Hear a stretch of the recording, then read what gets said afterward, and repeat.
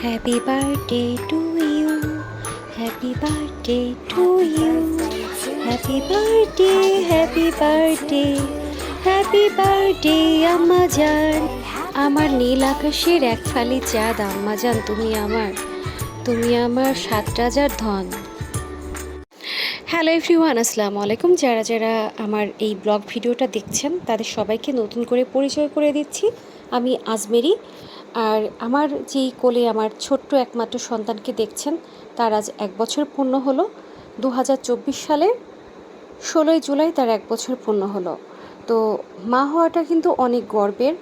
তো আলহামদুলিল্লাহ আমিও মা হয়েছি। আজ এই আমিরা আমাকে মেয়ে থেকে মা তৈরি করেছে। আমি আমার মেয়ের কাছেই কৃতজ্ঞ। কারণ হচ্ছে আমাদের সমাজে বর্তমানে এখন অনেকেরই কোনো সমস্যা না থাকলেও মা হওয়া যায় না, মা হওয়াটা মুখের কথাও না। তো সেখানে আল্লাহ তাআলা আমাকে একটা জান্নাত দিয়েছে। অবশ্যই আমি আল্লাহর দরবারে লাখ লাখ শুকরিয়া আদায় করছি। তো বর্তমানে ঢাকার যে সিচুয়েশন, বর্তমানে ঢাকার যে পরিবেশ পরিস্থিতি এতটাই ভয়াবহ যে রাস্তাঘাটে যে বের হব সেরকম কোনো অবস্থা নেই। তো আমাদের প্ল্যান ছিল যে আমরা হচ্ছে স্পেশালি কিছু করব না, একটু বাইরে যেয়ে বিকালের নাস্তা বা রাতের ডিনারটাকে করে ঘরে ফিরে আসব। এমনকি কেকটাকে যে কাটবো সেটাও আমাদের কোনো মাথায় প্ল্যান ছিল না। হঠাৎ করে যখন দেখলাম দেশের পরিবেশ পরিস্থিতি সব কিছু ভালো না, তো ঘরের মধ্যেই সব কিছু করতে হবে। আর ঘরের মধ্যে নর্মালি আমার বার্থডে, আমার হাজব্যান্ডের বার্থডে, ম্যারেজ ডে আমরা সবসময়ই বেলুন রাখি। স্পেশালি যে বেলুন কিনতে হবে, তারপরে হচ্ছে যে বাতি টাতি কিনতে হবে, এরকম কিছু কিনতে আমাদের হয় না। তো সব কিছু মিলিয়ে হচ্ছে আমিরার বাবাকে বললাম যে তুমি একটু ঘরটাকে সাজিয়ে ফেলো। আমিরার বাবা ঘরটাকে সুন্দর করে সাজিয়ে ফেললো। আর আমি হচ্ছে জাস্ট ঘরে তৈরি করেছি পায়েস, পুডিং, আর হচ্ছে স্যান্ডউইচ ছিল, আর শর্মা ছিল, আর এখানে তো কেক ছিলই, আর সাথে ছিল লাল চা।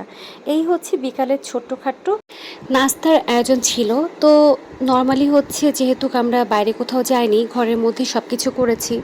আমার 2 প্রতিবেশীকে নিমন্ত্রণ করেছিলাম। তো একটা ভাবি আসতে অনেক দেরি করেছে।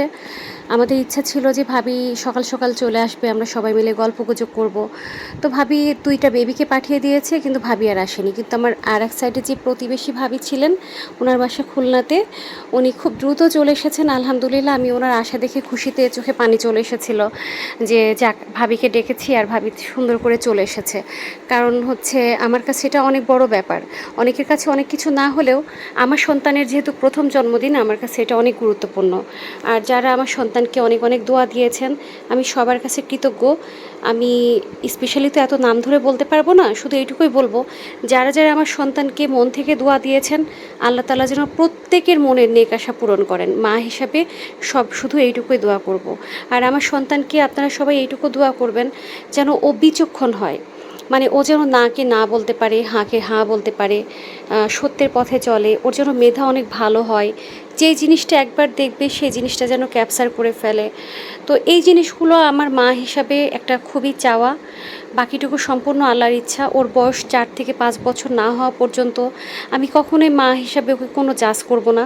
এমনকি কেউ যদি ওকে জাজ করতেও চাই, আমি সেখানে জাজ করতেও দিব না, এবং সেখান থেকে আমি অনেক দূরে সরে আসব। কারণ একটা বাচ্চা কাচ্চা কেমন হবে, যেমন আমি ছোটোবেলায় একরকম ছিলাম, আমি এখন একরকম নাই। যেহেতু আমার এটা একটা অনলাইন বিজনেস পেজ, আমাকে অনেক কিছু দেখাতে হয় বিজনেসের কারণে। আমি আমার বিজনেসের কারণে কি করব না করব এটা তো আসলে সম্পূর্ণ আমার ব্যক্তিগত ব্যাপার। এটার জন্য তো আসলে অন্য কারোর পরামর্শ আমি নিব না। শুধুমাত্র যতটুকু সাপোর্ট পরামর্শ যদি দরকার হয় মেন্টালিভাবে, এটা আমার সম্পূর্ণ হাজব্যান্ড ছাড়া সেকেন্ডে আর কেউ আমাকে দেয়ও নাই, ইনশাল্লাহ দেবেও না বলে আমার মনে হয়। দিলে পরে সবাই 2টা কটু কথাই বলবে। হ্যাঁ, তো এমনকি আমার এই যে বার্থডে মেয়েটার হচ্ছে, এটা নিয়েও যে অনেকেই অনেক কিছু বলে নাই, আমার কানে আসে নাই তা তো না।